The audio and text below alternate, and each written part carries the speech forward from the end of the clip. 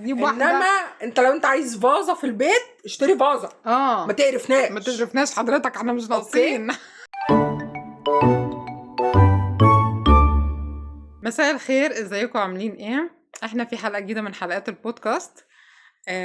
عندنا مواقف ومواقف مضحكه ومواقف جديده. يلا بينا نشوف المواقف الجديده النهارده بتقول لنا ايه. قولي. يلا بينا. ماشي، يلا. اول موقف معانا بيقول بتقول جوزي قليل الادب جدا وبيبص عليا في الرايحه والجايه. ماشي، بيبص عليك انتي في الرايحه والجايه. ماشي. ومهما بتخانق معاه مش بيسكت ولا بيبطل. اعمل ايه علشان يبطل السفالة دي؟ طيب. هنادي بترد عليها بتقول لها غريبة دي مع ان معرفته، مع ان معروفة ان الزوج المصري بيبص على كل الستات الا مراته. انتي متأكدة ان جوزك؟ بالظبط. ما انت عندك حاجه كويسه، ده بيبص عليك انت ايه اللي مضايقك؟ مش فاهمه. نتمنى ايوه انه اللي تلاقي كده ما تجيش تقول، ما تجي يعني بقى عشان اتحقد يعني. بالظبط، ده بيبص عليك انت. احمدي ربنا. انت زعلانه ليه؟ ده انت المفروض تبصي تعملي فرح. بالظبط، ما تجيش تقولي. ما تعترضيش. طيب يلا الموقف اللي بعد كده. ياسمينة. طيب. وانا في المستشفى شفت ولد صغير عسول قوي قاعد لوحده، فبقول له فين ماما؟ قال لي مع الدكتورة جوه. قلت اقعد اونسه شوية، وفي وسط الكلام افتكرت بوست قريته من كام يوم ان ازاي لما تحفظ طفل صغير سورة الفاتحة هتديك ثواب طول عمرك. اوكي. هي قرأت في البوست ان هي لما تحفظ طفل صغير سورة الفاتحة تاخد ثواب طول عمرك.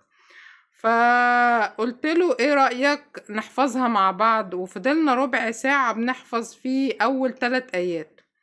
بعدها بشوية مامته طلعت من الأوضة اللي جنبنا وقالت له يلا يا بيتر علشان ماشيين. ان بيتر. طب انتي معرفتيش ان هو اسمه بيتر قبل ما تبدأي تحفظيه؟ يعني بنقول اسمك ايه يا حبيبي؟ اسمك ايه ولا حاجة؟ تعرفي على الولد ده. المهم حفظتي 3 آيات يعني كويس برضو. هتاخدي الثواب برضو، مفيش مشكلة. ما يجراش حاجة. طيب الموقف اللي بعد كده. انا خلصت تعليم اهو يا مصر ومعرفتش انا درست حشائش السافانا ليه؟ خليكي فاكرة. بالظبط. ماشي. ده محمد بيقول انا خلصت تعليم اهو يا مصر ومعرفتش انا درست حشائش السافانا ليه؟ خليكي فاكرة بقى. طيب. منار بقى ردت عليه بتقوله انت غريب جدا، مسكت حشائش السافانا اللي بتنمو عليها ذبابة التسيتسي التسيتسي وسبت بليلة طه حسين. وسبت بليلة طه حسين ومتفرد بكآبتي ومتفرد اوكي. متفرد بكآبتي، متفرد بصبابتي، متفرد بعنائي، والزلق معنى ده يثبت ده شعر قديم بتاع الجاهلية. ده يثبت ان احنا مستفدناش منه بحاجة، مش عارفين نقراه اصلا. والزطة والجتا ده بتاعت الرياضة، الساين والكوزاين والززطة والجتا اللي يشبه التعويذة. ماشي، ما هي الناس اللي دخلت فيزياء ودخلت هندسة بتستعمل الساين والكوزاين يعني. بس ده انا شاكه فيه يكون شعر اللي هو الجاهليه ده. ما هي متفرد بكعبات، متفرد بصبابات، متفرد ده عامل زي مفرن مقبل. الحاجات دي. مقبل قالوا ماشي على القافيه ده. انت بتقارني شعراء الجاهليه. ما انا مش عارفين ده شعر. طب مكتب يا بنتي شعر مين ده ولا حاجه ولا ده ايه بالظبط؟ يلا الحمد لله يلا الحمد مش لله. مشكله. ده واحد جه اتقدم لواحده وما يعرفهاش يعني. ما اعرفهاش. اول ما شافني قال موافق والفرح كمان شهر او شهرين بالكتير. طيب اهدى يا عم الحاج، ده هي بتقول في نفسها يعني. فانا بعمل استخارة الاول. قال لا انا مش هعمل. قلت له لا انا هعمل 1 و2 عادي يعني. قال لي بس ماشي. قال لي طيب ليا شوية حاجات بسيطة. قلت له مش اما اشوف الاستخارة الاول حضرتك. قال لي لا هقولك انا الاول. قال مفيش لبس الا عبايات ونقاب ومفيش ميك اب ومفيش ميك اب ايوه ومفيش تليفون ومفيش تلفزيون ومفيش شغل. ايه ده في ايه؟ ومفيش مناقشة. ومفيش مناقشة في الاخر. مفيش كله مفيش. قال مفيش لبس الا عبايات ومفيش نقاب ونقاب ومفيش ميك اب ومفيش تليفون ومفيش تلفزيون ومفيش شغل ومفيش مناقشة. ايه رأيك؟ قلت له مفيش جواز. يا خلاص على طول بقى. ايه ده في ايه حضرتك؟ انت لو انت عايز انت يعني واحده تطبخ لك وتغسل لك بنشغل في حد بيجي ينظف ويغسل خادمه بتيجي ويطبخ. تعمل ده في البيت انما مش هتجيب واحده. انما انت لو انت عايز فازه في البيت اشتري فازه. ما تقرفناش ما تقرفناش حضرتك، احنا مش ناقصين. يعني ما فيش كذا ومفيش كذا ومفيش ايه ده في ايه، هو كله ممنوع. وبعدين مفيش حد وبعدين مفيش نقاش. لا ده اختارهم دي على فكره مفيش نقاش. ليه حضرتك؟ هي مش بنجوزك عشان تناقشك اصلا. ما بنبتديش الجواز بمفيش ان مفيش. وايه اللي مفيش؟ انت عرفت ايه اللي فيه عشان تقول ايه اللي مفيش؟ ممكن تقبل الحاجات التانية ان هو بخايف عليها او ان هو مثلا عايز. لا هو اسلوب الكلام كله غلط. يعني يحميها من حاجات غلط او حاجات زي كده، او انها ما تعملش حاجات غلط فتاخد عنها مثلا يعني عقاب او حاجه زي كده. بس مفيش نقاش. ده انت جبت النهيه يا بابا. مفيش كده اصلا. مفيش نقاش. ده ليه حضرتك؟ انت ما انتش بتتجوز واحده تملكها فتقول لها لا مفيش نقاش اللي انا قلته وخلاص. لا ده في نقاش وفي اخذ ورد، وهي تقنعك يا اما انت تقنعها. واللي احنا اقتنعنا بيه في الاخر الكلام غلط. بالظبط. لان انا لما اخش اتجوز واحده اصلا متربيه في بيت اهلها ومتربيه من اهلها، انا مش المفروض اخش اقول لها ما تعمليش مش قبله. سيبه وامشي. بالظبط. انما انا مش داخل حياه الناس افترض ان هي هتتغير 180 درجه عشان. ما هو ده بقى الفكر اللي هو العميق اروح اتجوز واحده بتشتغل واقول لها اقعدي في البيت. اتجوز واحده اصلا قاعده في البيت. طب ما بالظبط يعني. ده في الفكر العقيم ده اللي انا يعني ان هو بيفكر او هي بتفكر ان لا من بعد ما اتجوز هنتجوز هيتغير. مفيش حاجه اسمها هو كان بسباس لما يتجوز هيتغير. مفيش حاجه اسمها هي كانت بتلبس ضيق فلما تتجوز هتتغير. لا ما بنعملش كده حضرتك. يعني احنا عايزين واحده بتلبس واسع فنروح من اولها نشوف واحده بتلبس واسع. بالظبط. احنا عايزين واحد مش مبصبصاتي فنشوف من الاول. ده لو لقيتي بتاعي كان قولي لي يعني. بالظبط.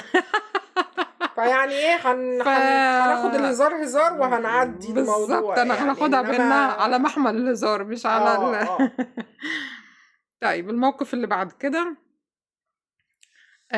كنت متحفظة من فترة طويلة. محتفظة من فترة طويلة ببوست حنين وجميل جدا. بيقول ايه بقى؟ احد العارفين: صليت يوما على ميت لا اعرفه، ثم قلت اثناء دعوتي له: يا رب هذا ضيف لو جاء عندي انا وانا لا اعرفه لاكرمته، فكيف بك انت وانت اكرم الاكرمين. ما شاء الله. حلو قوي الدعوه دي يعني. ده ضيف جاي لك انت فرب كرمه يعني. فلو هو كان جاي عندي انا كنت هكرمه، فما بالك بقى جاي عندك انت الاكرم الاكرمين. فرأيت بعد فترة في منامي رجلا بحلة بيضاء يقول لي: أنت الذي دعوت لي. فقلت له: من أنت؟ قال: أنا الذي دعوت لي عند القبر، والله لقد غفر الله لي بدعوتك. ما شاء الله. حلو قوي الدعوات الجميلة دي. ايوه نتعلم. شفتنا احنا كنا في مود من شوية اتغير دلوقتي. كنا في حتة وبقينا في حتة تانية خالص. ايوه. دلوقتي. ما شاء الله. طيب الموقف اللي بعد كده، شباب بعد خبرة 9 سنين في تربية القطط لأول مرة أواجه مشكلة مش عارف أحلها. القطط اتعلموا يفتحوا التلاجة ويطلعوا الفراخ وياكلوها باردة وياكلوها برا. أنا والله ما عنديش مشاكل، بس محتاجة أعرف نقطتين: العظم بيودوه فين؟ ما بلاش العظم حتى عشان انضف يعني. عايز اعرف العظم بيودوه فين لحسن يكونوا بيحطوه في حته وانا اتفاجئ بيه. ازاي اقول لهم يقفلوا الباب بعدها بعد ما يطلعوا الفراخ ويخلصوا يقفلوا بقى باب التلاجة عشان انا بصحى الاقي التلاجة مفتوحه. عشان صحيت لقيت كل حاجه باظت تقريبا. اوكي التلاجة بتتساب مفتوحه فكل حاجه بتبوظ. ففي حد بقى ردد عليه بيقول له القط بتاعنا كان بيفتح الحلل يبص لو الاكل عاجبه ياكل ويقفل تاني، لو مش على مزاجه يرمي الغطا على الارض يرن علشان يعرفنا ايه الاكل اللي انتوا عاملينه النهارده ده يا بهايم. مش عاملين لي حاجه عارفه عدله مش عارفه اكلها. يفتح الحله يتفرج، فلو الاكل عجبه ياكل عادي ما عندوش مشكله، لما ما عجبوش الاكل يروح نام الغطا فيرن على الارض عشان يقول ايه الاكل الوحش اللي انتوا عاملينه ده. انا ما باكلش الحاجات دي. طب كويس، احنا معانا بقى موقف بس انجلش هتقوله لنا انت بقى. طيب تمام. واحده بتقول ايه: جوزي دخل عليا في الليفينج. اوكي. وهي الكلب قاعد جنبها. اوكي. جوزي دخل قال للكلب ان هو كيوت، يعني قعد يطبطب عليه ويقول ان هو كيوت وقد ايه بيحبه. ومسك وشه بايده وبص له في عينيه وباسه على جبهته. وبعدين خرج من الاوضه وانا قاعده جنبه. ايه التفرقه العنصريه دي؟ طب انا فين؟ طيب قاعد يحب في الكلب وانا عادي جدا عدى من قدامي كده مفيش اي حاجه. انا المدام. احب اعرفك بنفسي لو انت مش واخد بالك يعني. دخل قال له قد ايه هو كيوت وقد ايه بيحبه الكلب كيوت. ومسك وشه بايده كده وبص له في عينيه وباسه على جبهته وخرج. وانا قاعده جنبك. انا هروح اشتكي في حاجه. روحي يا بنتي في محكمه الاسره حبيبتي عندكم في اصلا بيعمل الكلب احسن منك. ده ظلم جدا. بيفتري عليك الراجل ده. المشكله بتبقى اي كابلز لو في حد مثلا بيحب الكلاب والتاني لا الحيوان. مثلا بشوف انا حاجات كده كتير اللي هو يعني هي عندها قطه مثلا وهم بيتجوزوا هي بتاخد قطتها معاها فبتقول له انا هنيمها جنبي وانت تنام بره، فبيبقى في مشكله كبيره عشان موضوع القطط والكلاب والحاجات دي. ما تحطش نفسك في مقارنه مع القطه اصلا. وانت كمان لو عنده كلاب بلاش تحرجي نفسك. خلاص هو دخل حبه شويه خلاص انسي الموضوع. خلاص. يعني حاولي تتجاوزي يعني هيبقى شكلك وحش قوي وانت بتقولي انك بتغيري من الكلب. يعني الكلب في الاخر ده حيوان مش عارف يتكلم، فاحنا يعني بلاش نحط نفسنا في هذه المقارنه. بالظبط. تمام. وبعدين يا ستي وهو خرج نديله قولي له ما عدتش عليا. ما عدتش عليا يعني طالما انت بتفرق قول لي اي كلمتين حتى وانت معدي ولا حاجه.